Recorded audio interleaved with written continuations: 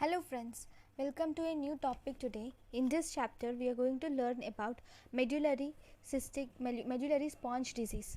Okay, so first in the medullary sponge disease, if you see, I will show you the pictures. Okay, this is the gross section of medullary sponge disease, where you see many cystic dilatations of the medullary collecting duct, and these opacities which you are seeing are the stones. Okay, so it contains small caliculi also. Okay, so this is about medullary cystic disease. Then if you see, this shows the intravenous pyelogram, which is also showing medullary cystic disease. And don't you think it looks like a paint brush? Like this is the paint brush.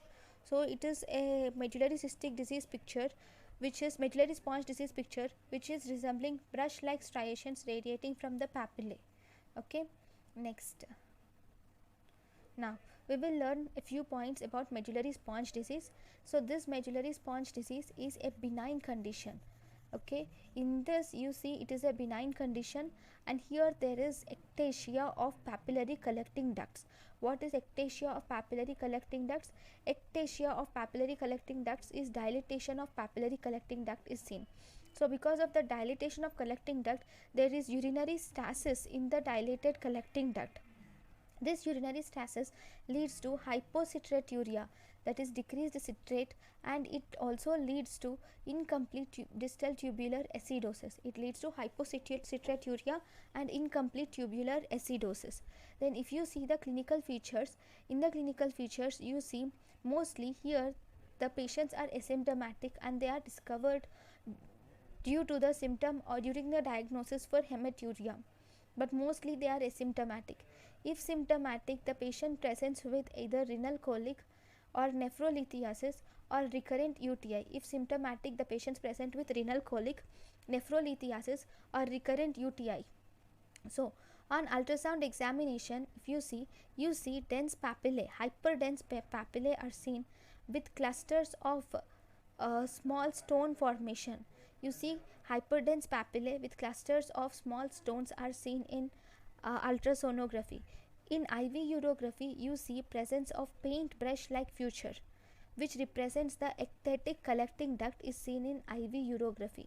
In IV urography, you see paint brush like pattern, whereas in ultrasonography, you see hyperdense papillae with clusters of small stones. HRCT can also be done. And in intravenous urography, you will also see bunch of grape appearance or papillary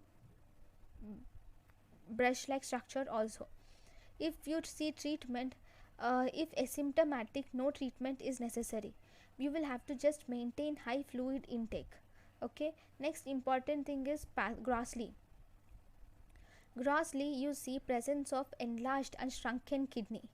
And if you see the cut surface, you see dilated papillary collecting duct with spherical calculi. In this picture you see dilated papillary collecting duct. Okay, these are the collecting ducts which are dilated, and here you see caliculi which are seen here. Okay, you see dilated collecting duct with caliculi, and these cysts are lined by either flattened or cuboidal or columnar cells. Okay, then if you see, this is the picture of medullary cystic disease, where there are many cystic structures present here.